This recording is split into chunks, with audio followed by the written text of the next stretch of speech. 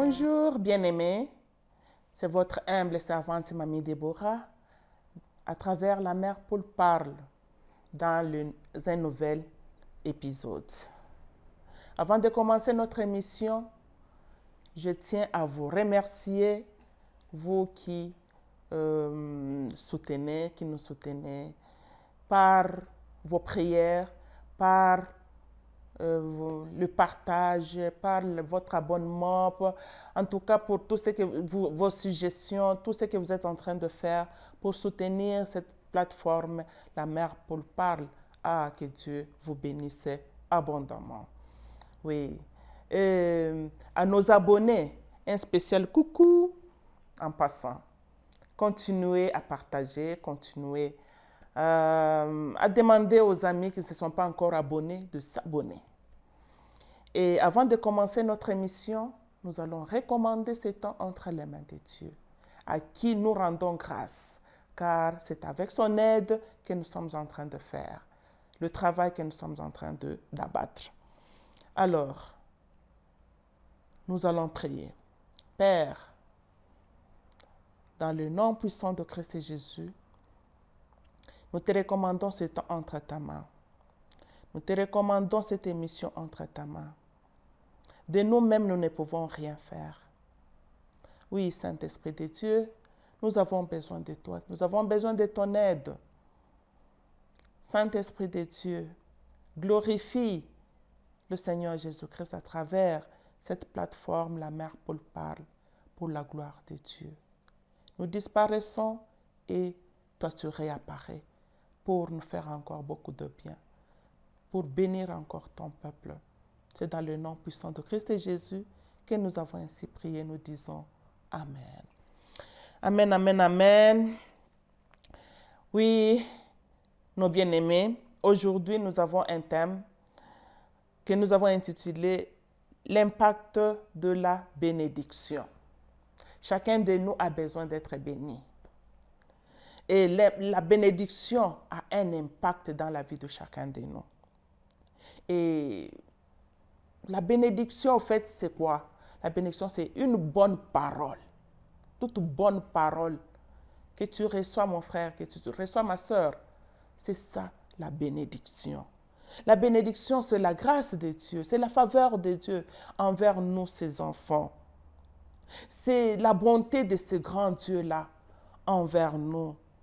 Oui, c'est ça la bénédiction. Et la bénédiction, en fait, contient une puissance qui nous donne le pouvoir d'accomplir ce que nous ne pouvons pas accomplir de nous-mêmes, ce que nous ne pouvons pas faire de nous-mêmes. Mais dans la bénédiction, il y a ce pouvoir-là qui nous donne cette capacité. Alors, être béni, comme je l'ai dit, c'est le désir de chacun de nous. Être béni, c'est aussi la volonté de Dieu pour nous, ses enfants. Quand nous lisons en Genèse 1, verset 22 et le verset 28, nous trouvons que Dieu a béni tout ce qui a le souffle de vie.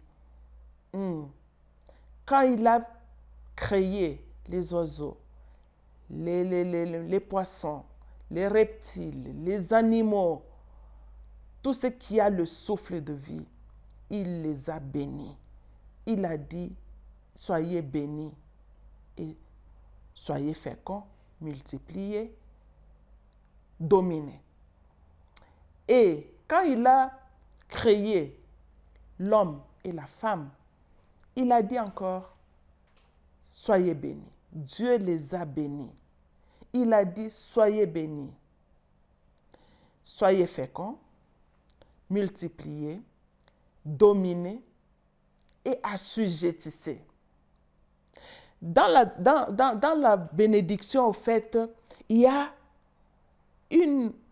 a cette puissance-là, c'est cette capacité-là qui est dans la bénédiction, qui nous donne la capacité. Donc, la puissance qui est dans la bénédiction nous donne la capacité d'être fécond, de multiplier, de dominer et d'assujettir. C'est comme en Proverbe 10, 22, il est écrit que la bénédiction c'est la bénédiction de l'Éternel qui enrichit. Et il ne se fait suivre d'aucun chagrin. La bénédiction vient de l'Éternel.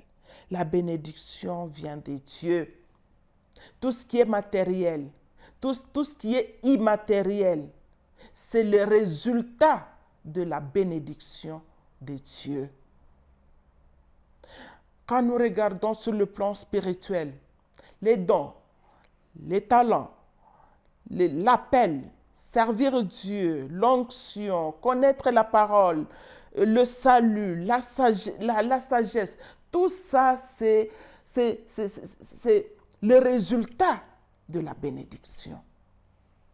Quand nous allons sur le plan matériel, les biens que nous avons, les maisons, les véhicules, tout ce que nous avons, c'est le résultat de la bénédiction sur le plan matériel.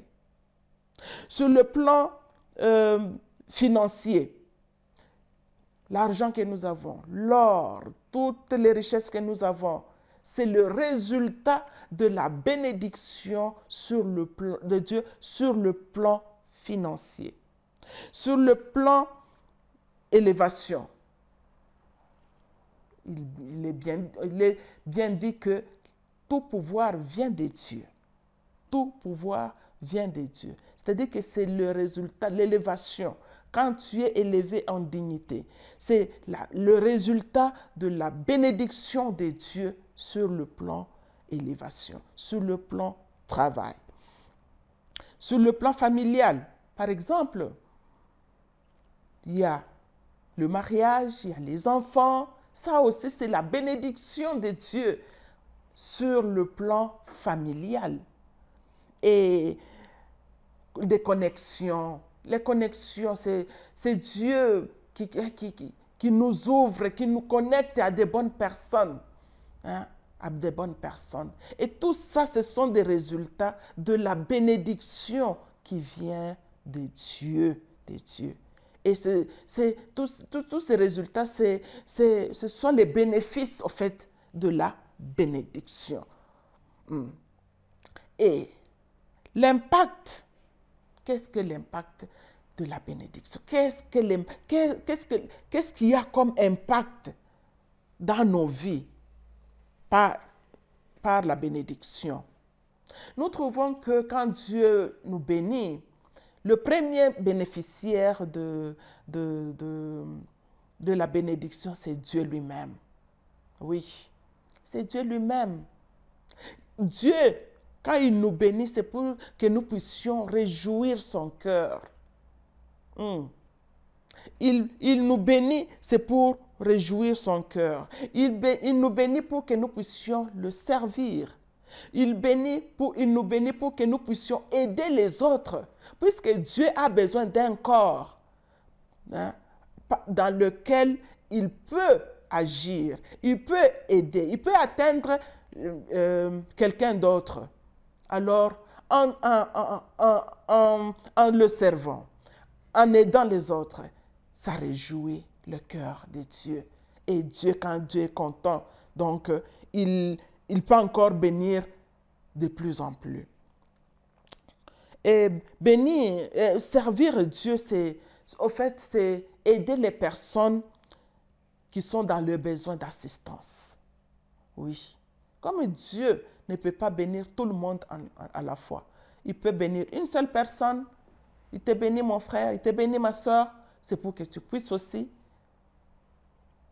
partager cette bénédiction avec les autres. Et Dieu est content. Il est lui-même le bénéficiaire. Quand son cœur est content, c'est-à-dire qu'il jouit de cette bénédiction qu'il a accordée à son enfant. Deuxième impact, ou bien deuxième bénéficiaire de la bénédiction, c'est les autres. Les autres. Mon frère, ma soeur, quand tu es béni, ce n'est pas pour toi seul.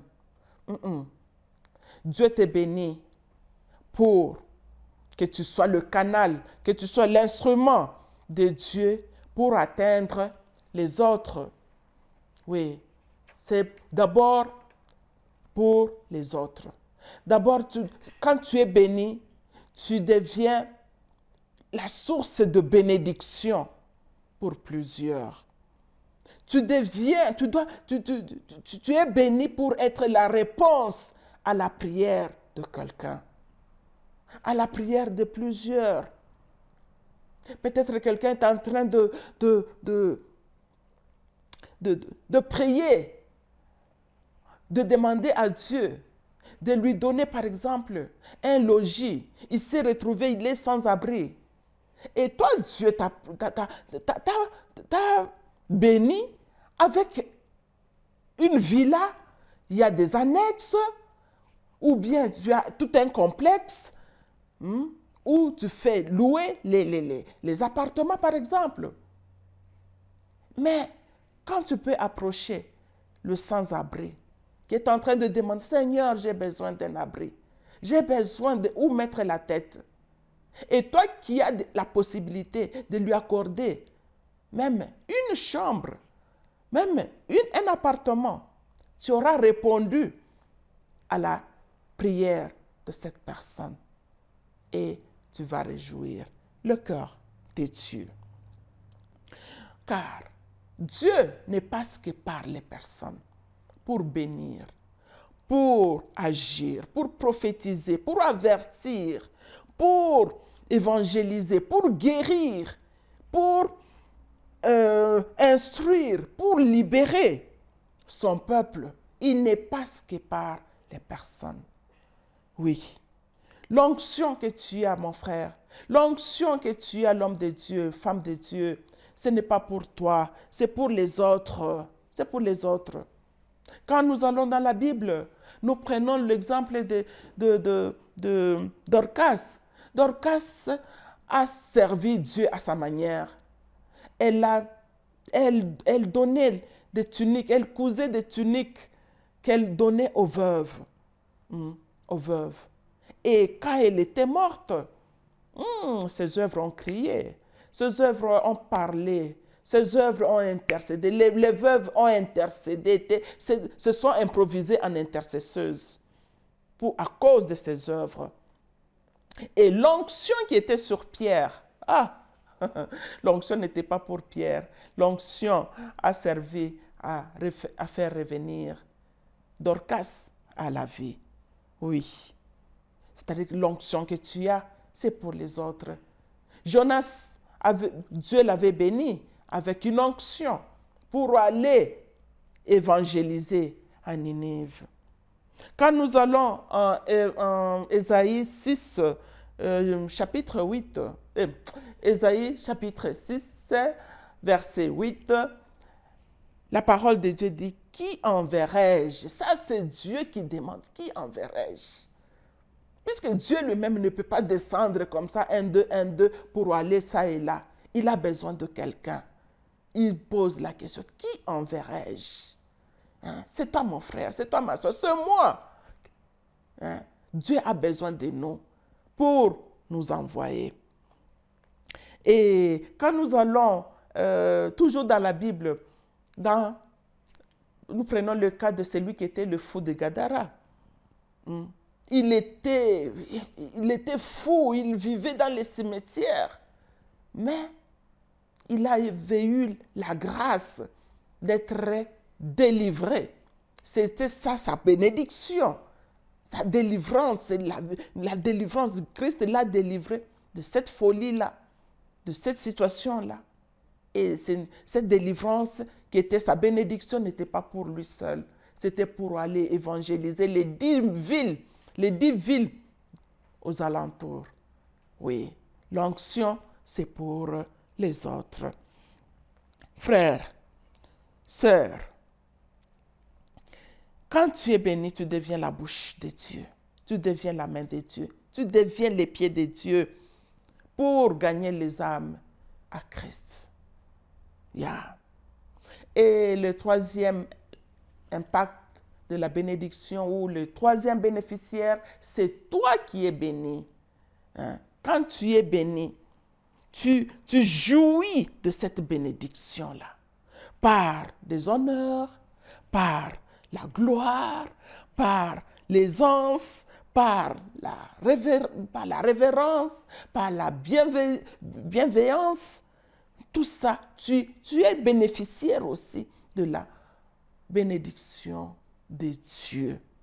Alors, mon frère, ma soeur, être béni, c'est bien. Être béni, c'est très très bien. Mais conserver la bénédiction, c'est ce qui est plus important.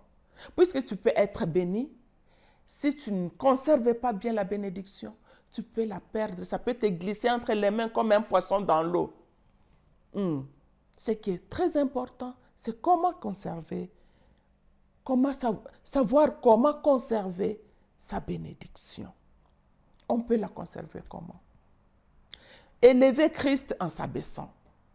Oui, c'est Christ, puisque la bénédiction est venue de Christ. La bénédiction est venue des dieux. Deutéronome 8, 17 dit, « Garde-toi de dire en ton cœur, ma force et la puissance de ma main m'ont acquis ces richesses. »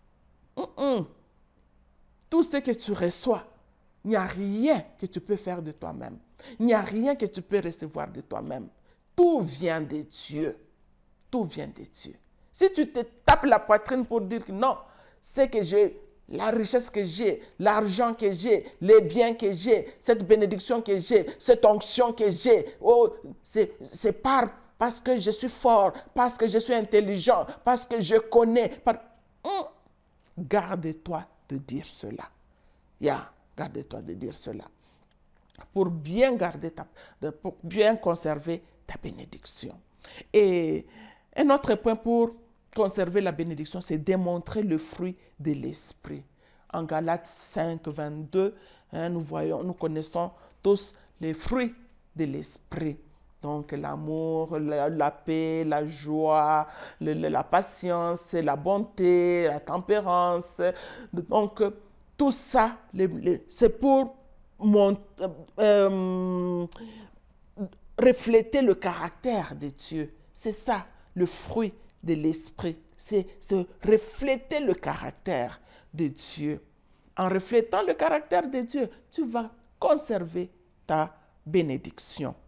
Être sensible à la souffrance des autres et y apporter soutien. Ça, c'est très important. Quelqu'un peut souffrir à côté de toi, tu es insensible. Dieu va même regretter pourquoi il t'a béni. Puisque s'il t'a béni, c'est pour que les autres aussi puissent en profiter. Pour que tu sois sensible à celui qui est dans la souffrance, afin que tu puisses le soutenir ou la soutenir. Jamais bloquer la main de Dieu ou l'action de Dieu par ton orgueil, par ton arrogance, par ton égoïsme, par ton égocentrisme, par le mauvais caractère. Ça, ce sont des choses qui peuvent bloquer la main de Dieu, qui peuvent bloquer la bénédiction de Dieu. Puisque Dieu dit, la parole de Dieu dit, celui qui est fidèle dans des petites choses sera fidèle aussi dans les grandes. Alors, dans le peu que Dieu t'a donné, sois fidèle, sois fidèle. Montre-toi que non, tu ne peux pas manger seul. Tu peux aussi partager avec les autres et que le mauvais caractère ne puisse pas bloquer la main de Dieu. Parce que Dieu est là, il veut bien te bénir davantage. Mais par le mauvais caractère, la main de Dieu ou l'action de Dieu peut être bloquée. Rester dans la simplicité, l'humilité, l'amour de Dieu et de son prochain. Dans l'intimité avec le Saint-Esprit, avoir la foi, avoir la fidélité en Dieu par Christ Jésus. C'est une façon de sauvegarder, une façon de conserver sa bénédiction. en restant humble. Tu es béni, reste humble.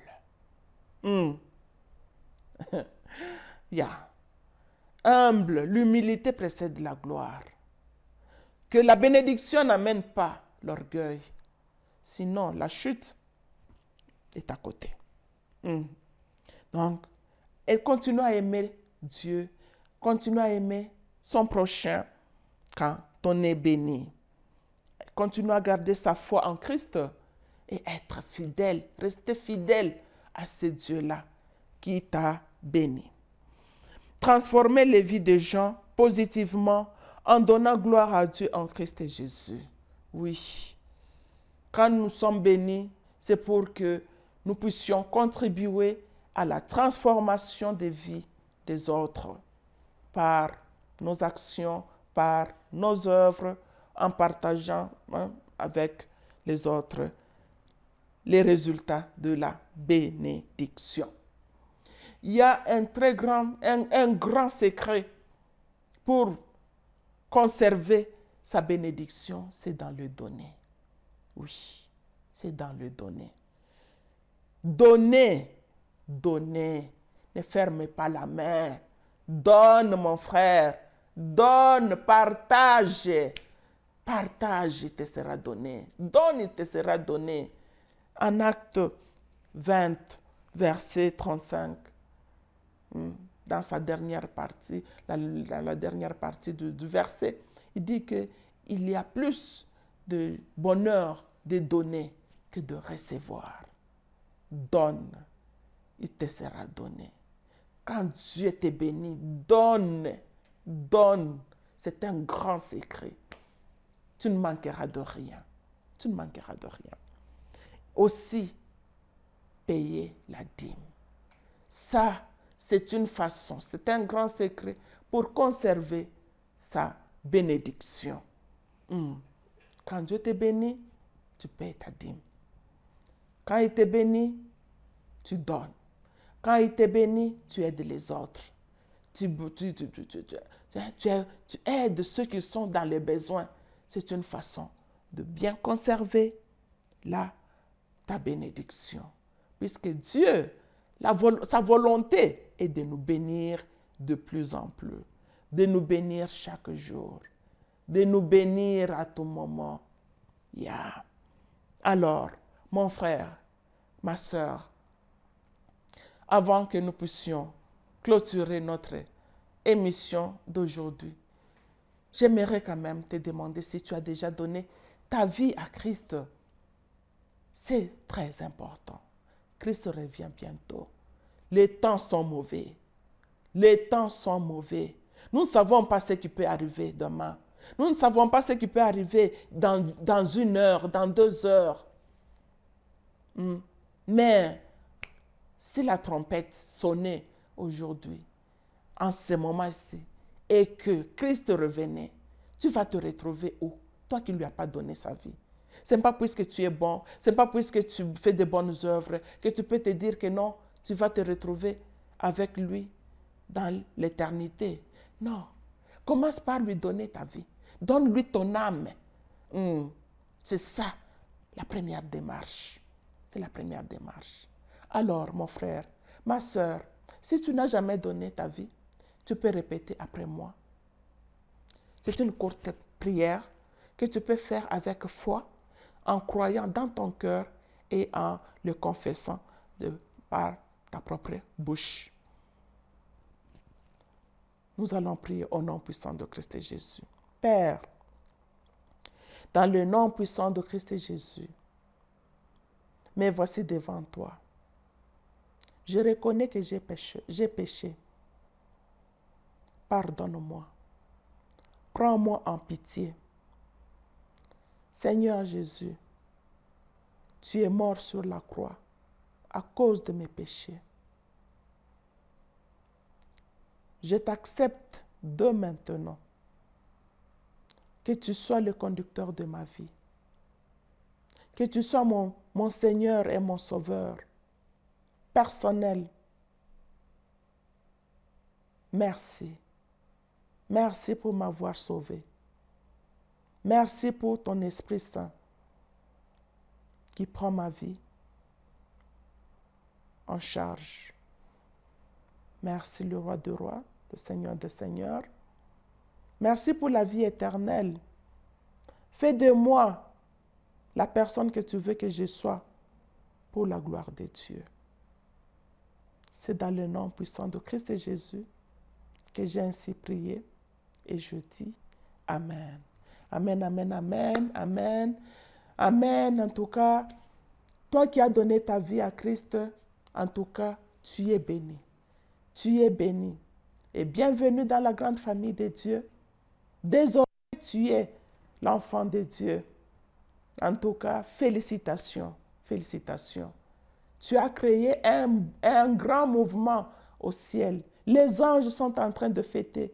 Pourquoi? Parce que tu as donné ta vie à Christ. Tu as donné ton âme à Christ. Tu as pris une très bonne décision et tu ne la regretteras jamais. Que Dieu te bénisse abondamment. Tu n'as pas où prier. Cherche une église, là où on prêche Christ, pour que tu puisses être nourri par la parole de Dieu. Car il est écrit, l'homme ne vivra point seulement de pain, mais de toute parole qui sort de la bouche de l'Éternel. En tout cas, mon frère, ma soeur, sois béni, sois béni. Merci.